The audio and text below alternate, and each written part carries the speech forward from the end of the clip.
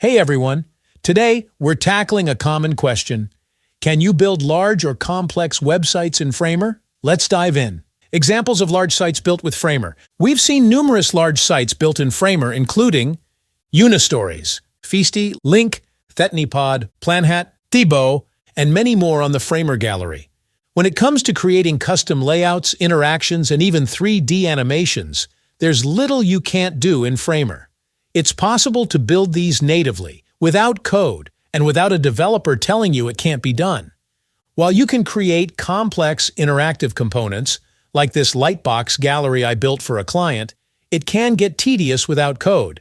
It's possible, but you might get frustrated. Components are Framer's biggest superpower. They're essential for building large websites, keeping things consistent, and maintaining a fast workflow.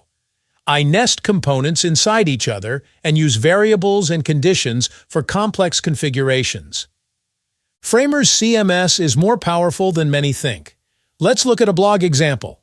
Category landing pages with custom colors, featured posts and content grids, dynamic tags and author pages.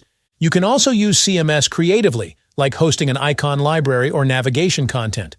Adding search functionality is as simple as dropping in a native Framer component. Localization features allow for unique experiences per language beyond just text translation. When native features are limited, you can leverage custom code overrides and components using React. You don't need to know how to code. You can use community-created components or AI tools like Framer GPT. For features Framer lacks native support for, there are third-party integrations like Framer O for member-only content, Magic Form for custom forms, Framer Commerce for Shopify integration. We're still in the early days of Framer. Expect major CMS updates, a potential CMS API, a plugin store, opening up new features and integrations. Framer's capabilities for building complex websites are extensive and growing. If you have any questions or video requests, drop them in the comments below.